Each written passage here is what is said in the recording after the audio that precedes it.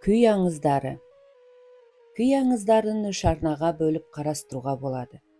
Біріншісі халық күйлерінің күй аңызы. Екіншісі халық композиторлары шығарған күйлердің аңыз әңгімесі. Үшіншісі бүгінгі күйші композиторларымыз шығарған күйлердің аңызы.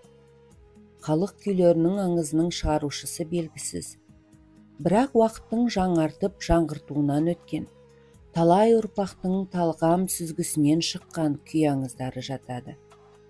Халық күйлерінің аңыз әңгімесі көбіне тарихи оқиғалар, қиял ғажайып аңыздар, жан жануарлардың қасиеттері арқау болады.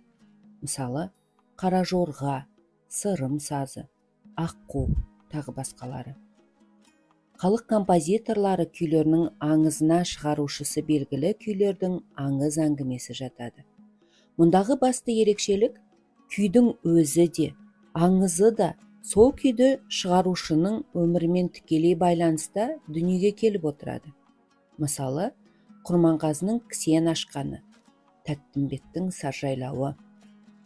Қазіргі күйші композиторлар шығарған күйлердің аңыз әңгімесі де көбінесе автордың өмірімен, әсер сезімімен астасып жатады. Қазіргі күйші композиторлар шығарған күйлердің тақырыбы, аңыз әңгімесі көбінесе бүгінгі күннің елеулі оқиғаларына арналып отырады. Мысалы, Мұрат Өскенбаевтың Жеңіс, Мағауия Хамзиннің Космонавт, Серікбай Құсайыновтың Мереке тағы басқа шығармалары.